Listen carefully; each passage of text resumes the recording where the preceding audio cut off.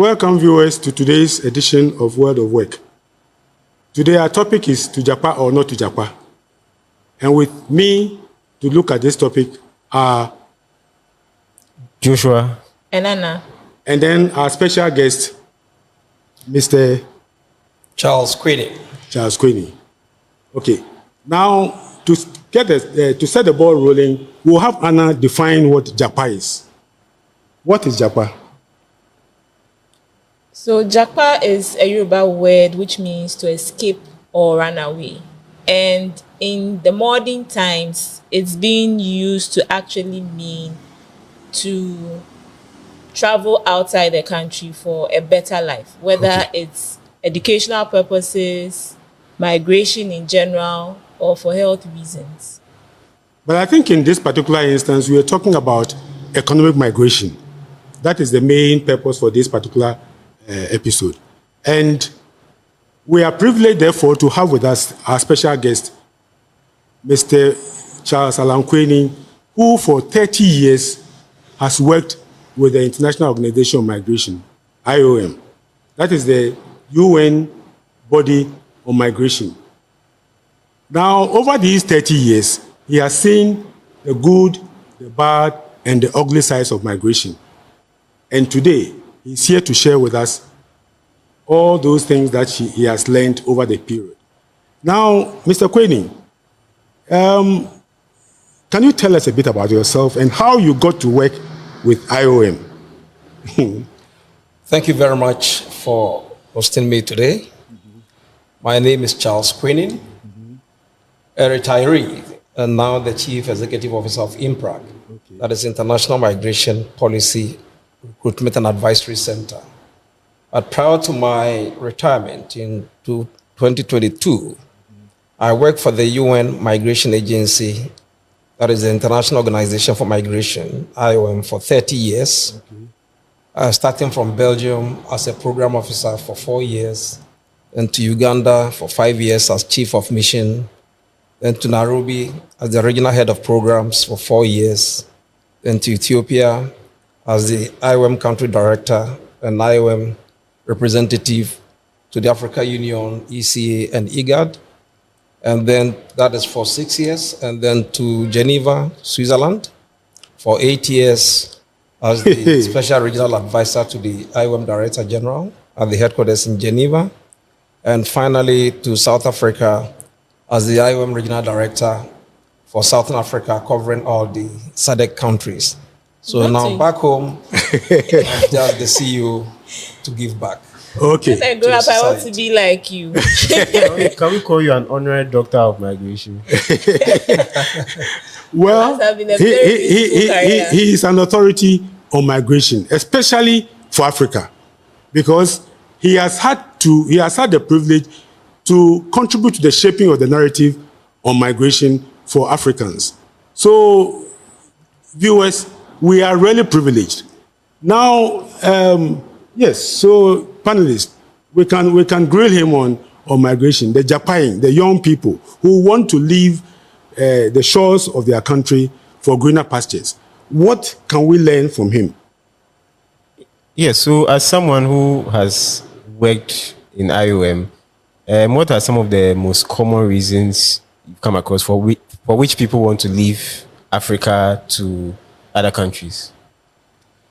Well, essentially, Japa, as you just explained, essentially means migration. Yes, okay. Migration essentially means people moving from their usual place of residence to another location for various reasons, which could be temporary or permanent, forced or involuntary.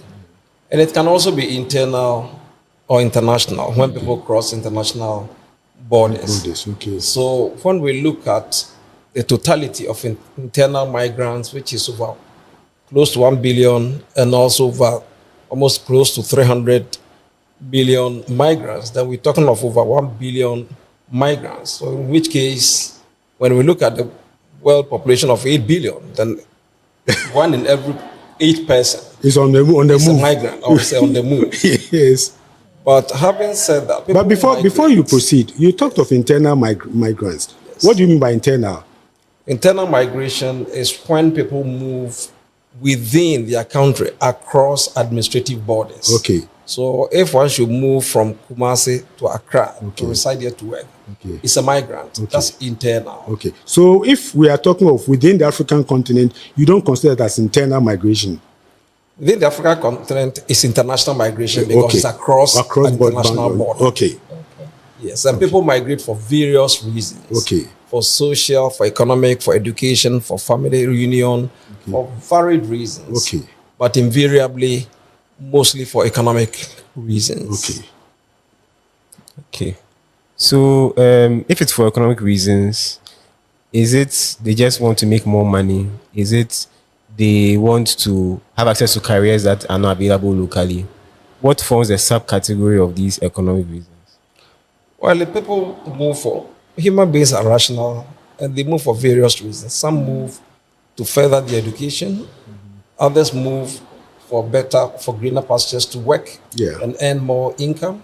Others move for exposure, for medical reasons, but invariably for work because in our continent, I mean, there is so much unemployment Yeah. and we have the highest bulk of the youth Okay. and more are coming out of school without any work, without opportunities. So the tendency is to Japa, essentially to leave Yeah. to other countries where they believe are better opportunities for career growth and development, for employment to increase, to improve their quality of life. So essentially, that is why people migrate. But essentially, by and large, most of them eventually come back. They don't live there for good. Okay. So, which means that from your experience over your 30-year span in this space, most of the people that move are the youth. Invariably, they are the youth. The age group of, I would say, 18 to about 34, the migratory age group. That is Okay. where you mostly find most people migrating, yes. Okay. Okay. Okay. So,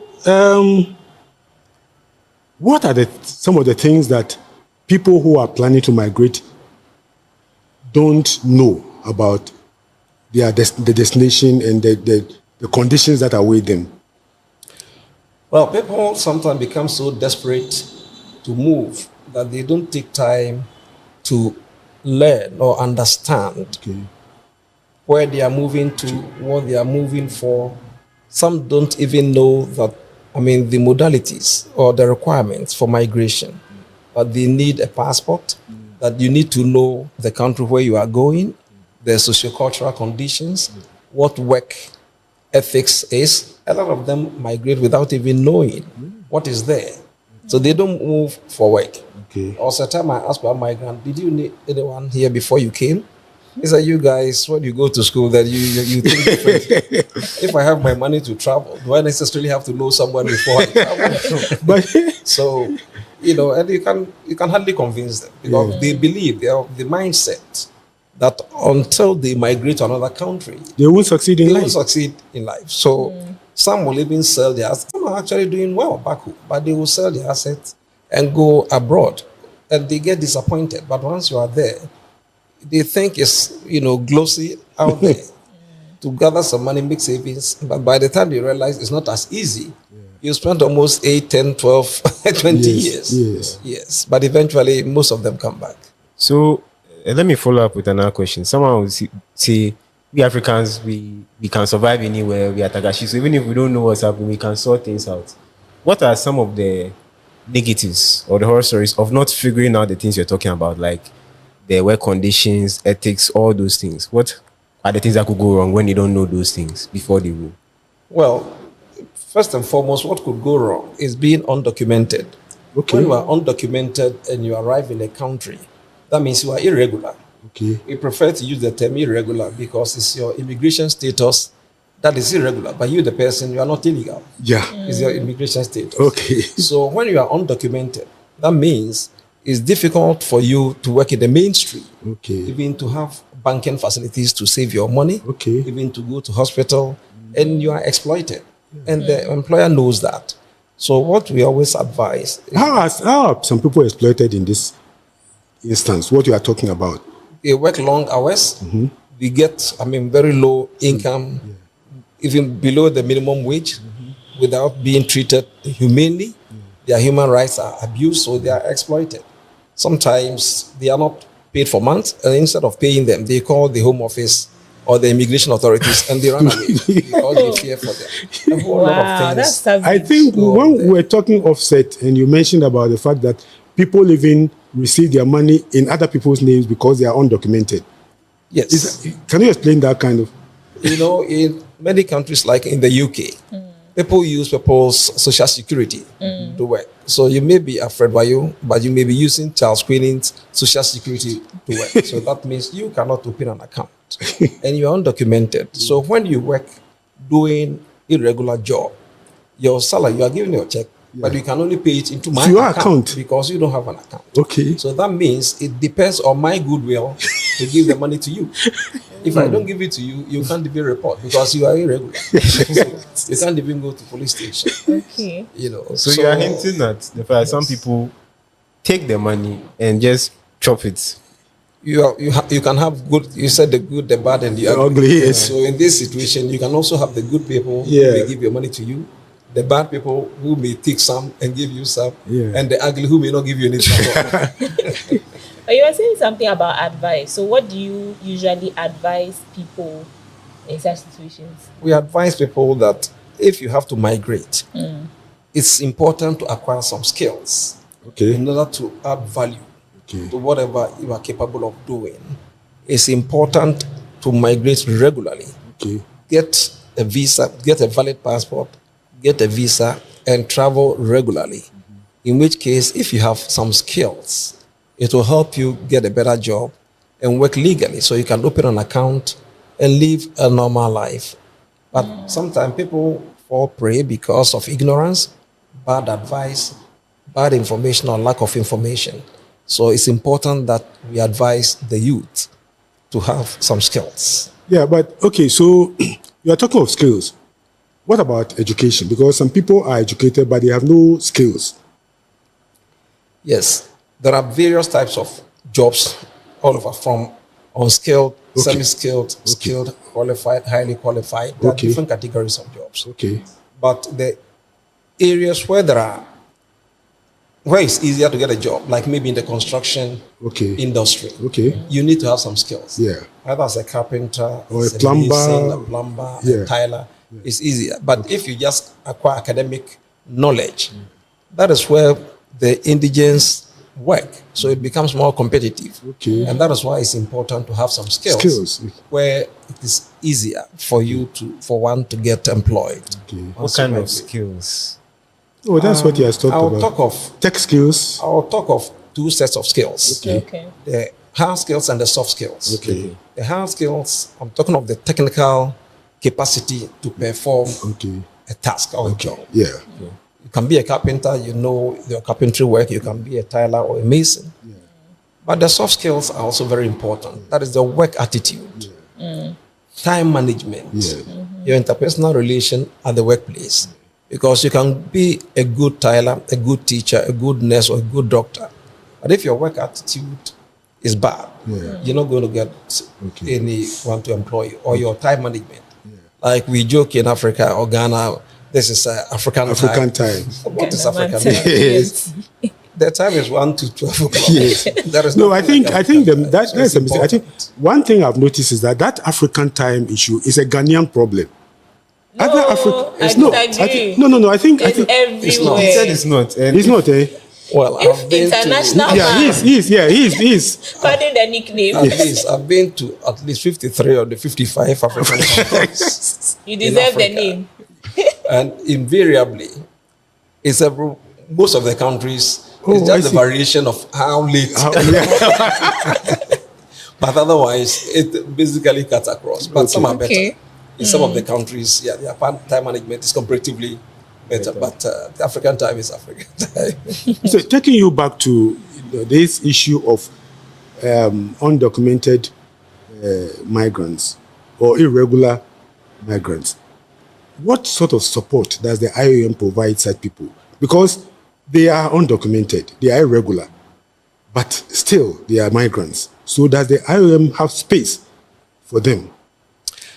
Yes, IOM, which is the organization which I work for over 30 years. Let me talk of then. Okay. Not now, since I'm no more with them, I cannot speak for them now. No, okay. So let me talk about when Yeah. I used to work in that Okay, space. yeah. Yes, there was a lot of support we used to provide. Okay. One, assisted voluntary return. That is when one decides that, look, now it's too tough for me. I want to go back home, but I don't have the means to go back. Okay. We provide that kind of assistance, a free air ticket to come back home. We also provide psychosocial, support and counseling, because sometimes people are so traumatized that they need that kind of psychosocial, mental health support and advice. That's serious. It's serious. Very, very serious. Yes. It's just that we tend to underrate it, forgetting that mental health is an integral part of our social and health well-being. Yeah. It's really, really very serious thing that we have to take a look at. And also the policy dynamics.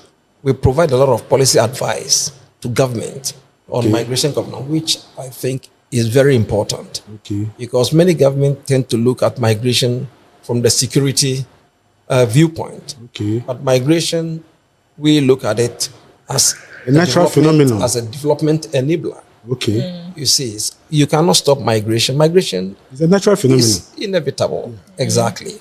So I always tell people migration is not a problem to be solved. It's a human reality to be managed. Okay. And if it's well managed, it's beneficial for all. And it's important to advise government to understand. Okay. When they talk of security, they talk of terrorism. Yes, it's an issue. But that should not prevent people from Migrating. moving, because you cannot stop migration.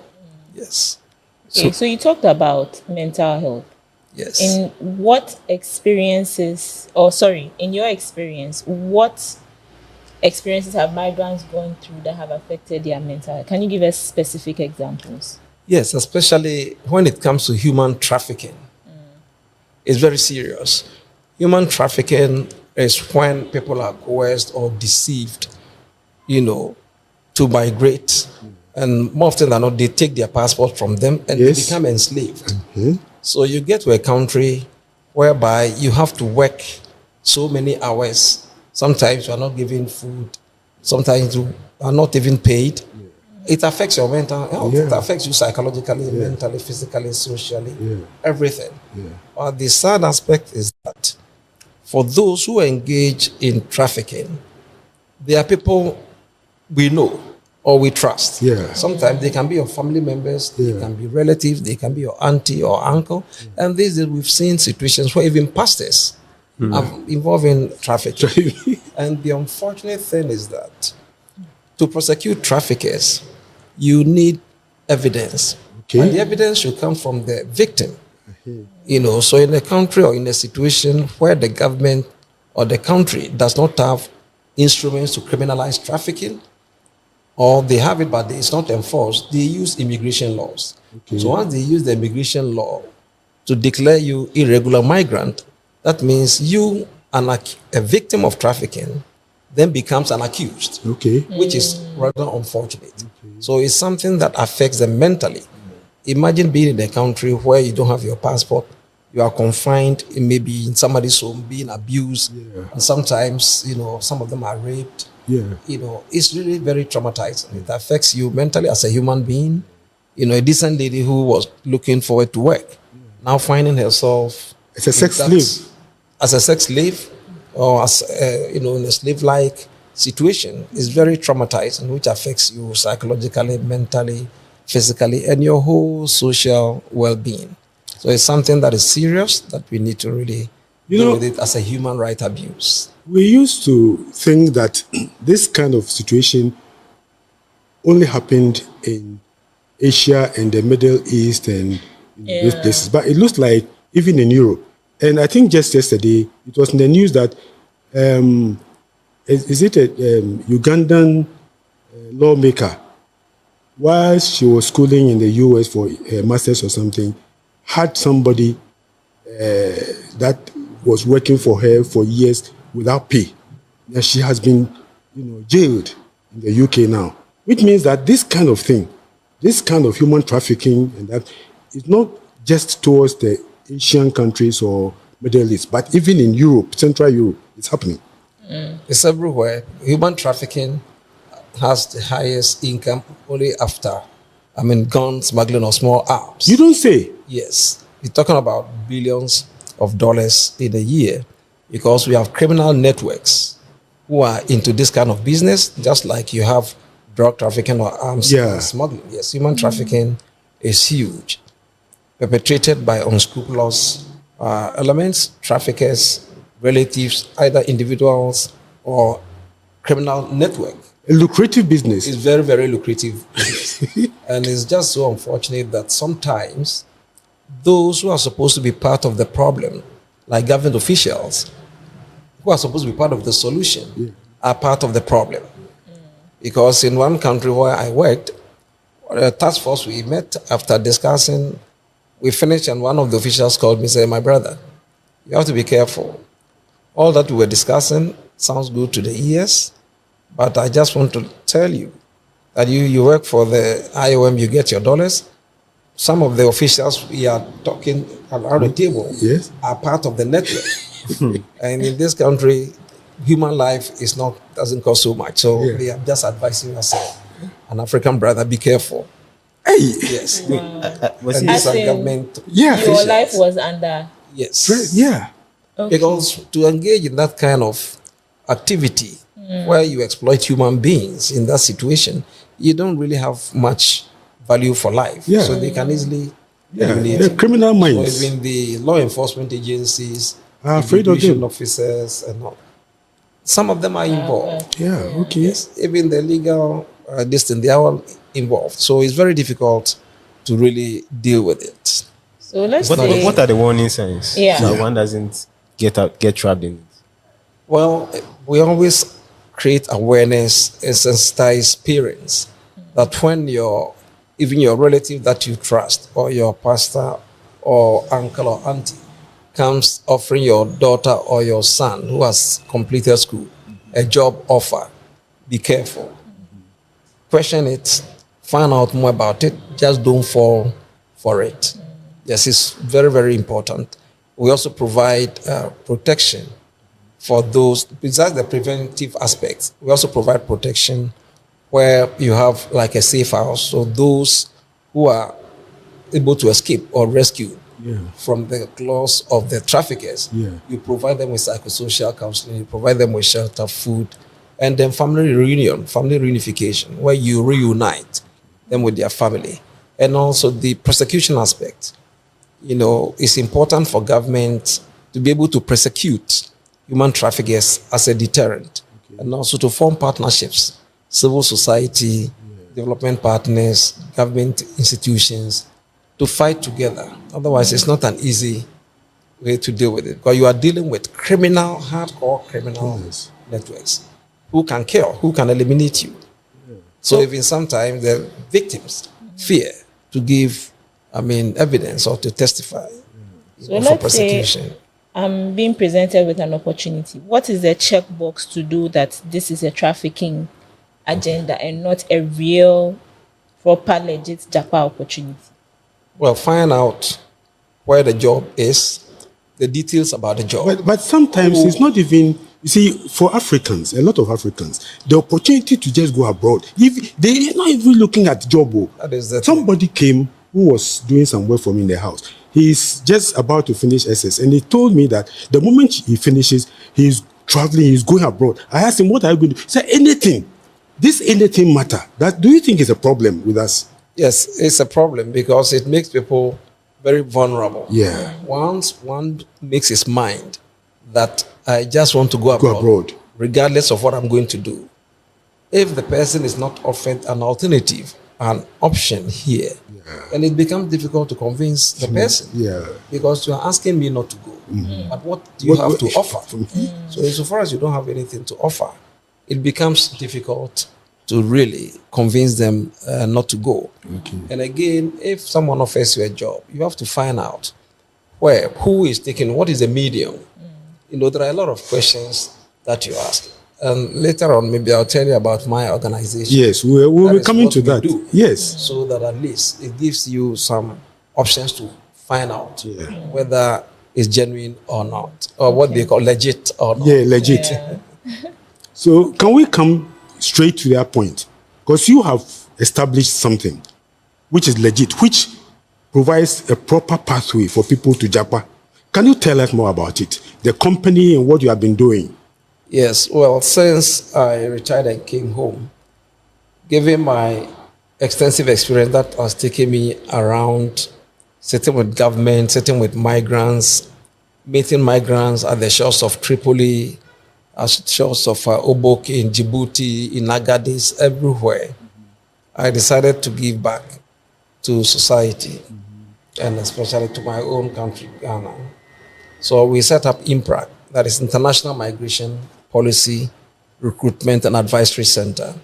And what we do is to provide information, that is reliable information, timely information to migrants. If you have to travel, what do you require to travel? Do you need a visa? What type of visa do you need? How do you go there? And we give you all this. We also provide advice. For people who travel without much advice, you see people who are traveling, they don't even have a passport. And yet they tell you, I'm traveling, I'm going to Sweden. Do you know where Sweden is? They don't know, yet they are going. The trafficker will promise you a passport, a visa, and everything. So it's a complete package. That is part of the problem. They'll give you a complete package. Insofar as people do not have opportunities or work, they will fall for it. And that is why we have an office at the North Kanishie opposite the CMB flat, where people come there all the time. You know, but you need to register so that you are in the database, so that at least when you call. So the registration is to match you to a job. What we do is matching people to jobs. We get jobs, we go out scouting for jobs. So IMPRAC gets the jobs, and then do you advertise these jobs? How do you get people to match up to those jobs? Yes. Well, IMPRAC is a licensed private recruitment agency, licensed by the Ministry of Employment. That is the Labor Department of the Ministry. So what we do, when you register, you go to our website, www.imprac.org. There is a registration. When you register, you're in the database. We go out to look for jobs. And then we do matching. So once you are in the database, at least it gives you hope. It doesn't mean you will get job immediately, but if your profession is such that we have jobs for you, you can immediately get a job. If not, you are in the system. Once you get a job, we call you, Mr. Wayo, we have this job for you. You say you are a nurse or you are a physics teacher or you are an engineer. We have this job for you. These are the terms and conditions. If you like it, then that is when we take you through. We get you the occupational permit or work permit. Work permit is for the skilled, the unskilled. Occupational permit is for the highly qualified or skilled. We get you your resident permit. We give you a copy of your contract. You do all that for the... We do all that, yes. That is fair recruitment, which is part of the UN standard. That is when we talk of fair and ethical recruitment, being transparent with the potential employee, letting the person know what are the terms and conditions of the work. You get the person the work permit, occupational permit, the resident permit before they leave the shores of Ghana. And all this we do in coordination with the Department of Labor and the Ministry of Foreign Affairs. So you go legally, so you are there and you are able to live normal life, open a bank account, you can send money back home. So that is what IMPRAC does. So you can go to our website and you can have more information about IMPRAC. Isn't this, someone will look at this and feel like, hey, how much do I need to have? That want to Japa will harass me after this. But someone will look at me like, how much money do I need to have to pay for all these services you are providing? Yes, it depends. The registration fee is just 300 cedis. It's what? Just 300 cedis. 300 cedis? Yes. Not $300. No. 300 cedis. It's just for the registration to be in the database. Yes. But that does not mean you get a job immediately. We understand, yes. So you have to maintain the database. You have to pay for the domain, service and everything. But at least it's like throwing application into the system. Yes. If you don't throw any seed, if you don't sow any seed, you don't expect anything. If you don't shoot, you don't score. Exactly. If you don't shoot, you don't score. So IMPRAC essentially gives you hope. Because at least even when you don't expect, you will call you and tell you, we have this job for you. Yeah. And we've been giving people that opportunity. And again, besides the job side, you also have the opportunity to find out more about migration, to find out more about The we risks. advise people Yeah. the risk of migration. Yeah. Migration, by and large, it's not a bad thing. Yeah. It's just how we manage it. So we give a lot of advice, which I think is key Yeah. to enable people make an informed decision. Okay. Because you cannot stop people from migrating, but they need to have the information. They need to have know the requirements to enable them make an informed decision before they go. But when you travel without all that information, it makes you vulnerable. You are at risk, and you can easily be exploited. Yeah, viewers, the discussion continues. But for the sake of time, I would advise that you look out for part 2. This is part 1. And part 2 with Uncle Charles, to Japa or not to Japa, is out there for all of us. Thank you.